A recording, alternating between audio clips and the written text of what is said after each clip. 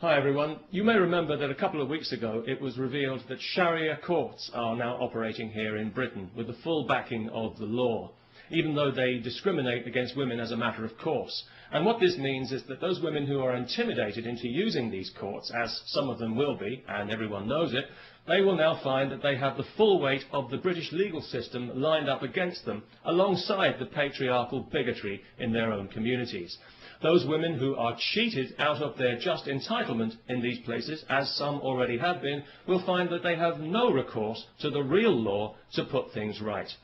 In other words, we are now accommodating Saudi Arabian legal principles here in Britain, just as we accommodate their corrupt business practices and their threats against our national security when we try to investigate them. If you live in Britain and if you think these courts are a bad idea, please sign the petition to which I have linked, asking that they be abolished and that this poison be removed from our society and that we revert to the rule of civilised law with equal rights for all, if that's not too much trouble. You know, over the last 11 years of this Labour government that we've had in Britain, the British people have seen their society subjected to social engineering on a massive scale by a misguided and arrogant liberal elite who, in their eagerness to fragment the fabric of our society, have actually succeeded in giving civilised values a bad name. Tolerance and diversity are good things on paper. I'm sure we'd all vote for tolerance and diversity, but in practice they've become a nightmare of doublethink and lies, where the most unreasonable people in society are encouraged at every turn to be even more unreasonable. A case in point, just this week, some idiot from Saudi Arabia is being allowed to sue a supermarket because he was required to handle alcohol as part of his job, despite being told this when he took the job, and despite the fact that thousands of Muslims in Britain handle alcohol every day when they sell it in their corner shops to people like me.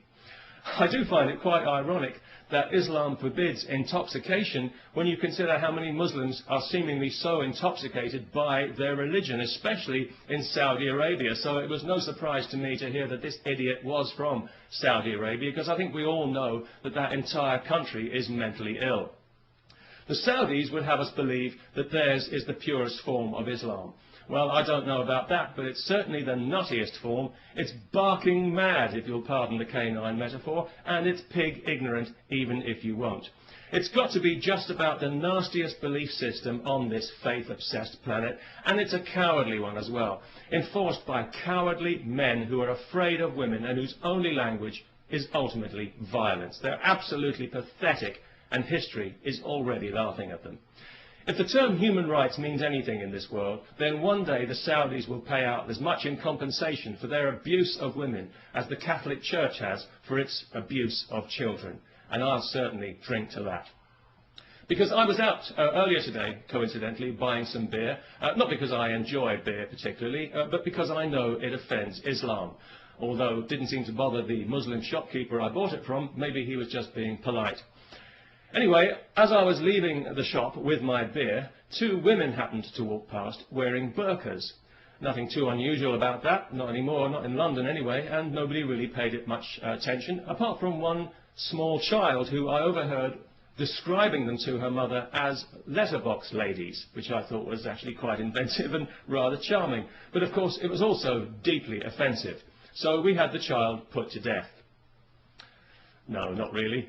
But it was lucky that neither of the women actually heard the offensive and insulting remark, because obviously each of them had her head encased in a cloth sack. So that was good, because it meant that the police didn't have to be called, no human rights people needed to get involved, and nobody required any financial compensation for hurt feelings, which I thought made a very pleasant change indeed. And of course, as a result, we didn't have to listen to any propaganda sound bites from some Islamist Saudi shill at the Muslim Council of Britain. So all in all, it worked out for the best. And it just goes to show that these things don't always have to end in tears.